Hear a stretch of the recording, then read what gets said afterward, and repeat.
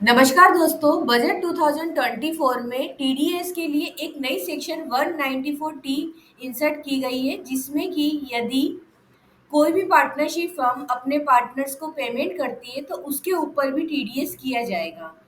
उसी से related provisions को आज हम डिस्कस करेंगे।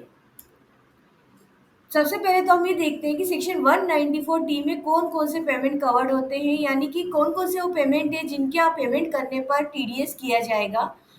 यदि पार्टनर्स को सैलरी का पेमेंट किया जाता है, रेम्यूनरेशन का पेमेंट किया जाता है, या कमीशन है, बोनस है, या फिर इंटरेस्ट है, वो इंटरेस्ट लोन अकाउंट पे इंटरेस्ट भी हो सकता है, या कैपिटल अकाउंट पर भी यदि इंटरेस्ट दिया जाता है वो भी हो सकता है।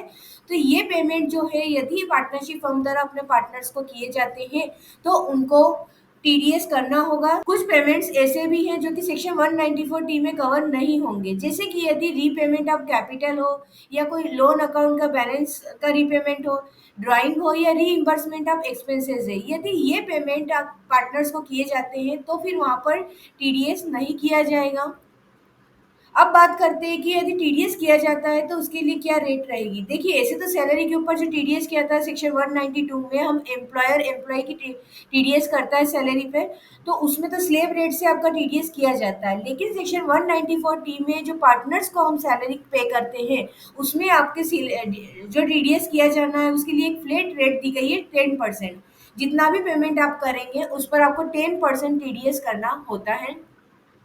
और इसके लिए एक थ्रेशोल्ड लिमिट भी दी गई है कि यदि 20,000 से ज़्यादा यदि पूरे साल में पेमेंट होता है तो फिर आपको टीडीएस करना है। मान लीजिए कि यदि पूरे साल में मिलाकर टोटल सैलरी, बोनस, कमीशन सब मिलाकर 20,000 तक है तो फिर कोई टीडीएस नहीं करना है। लेकिन यहाँ 20,000 से ज़्यादा यदि आपने पेमेंट किया है तो उस पूरी अमाउंट पर आपको टीडीएस करना होगा।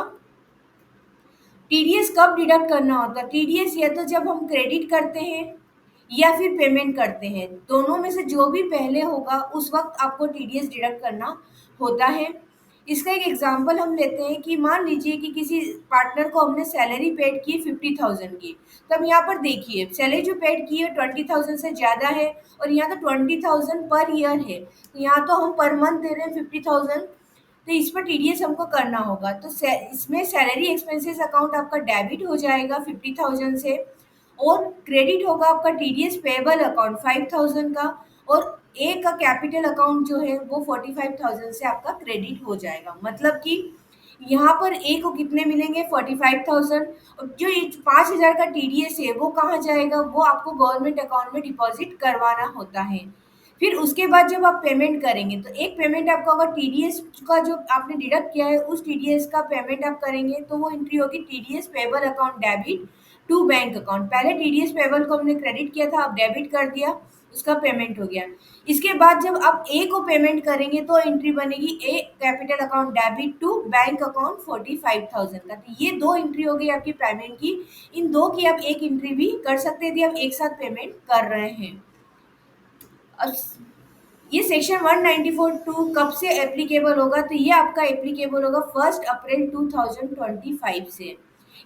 मतलब अभी इस फाइनेंशियल ईयर में तो आपको ध्यान नहीं रखना है, लेकिन नेक्स्ट फाइनेंशियल ईयर में 1 अप्रैल से ही आपको ये ध्यान रखना होगा कि जैसे जैसे आप अपने पार्टनर्स को पेमेंट करते जाएं वैसे वैसे आप उसके ऊपर टीडीएस करें।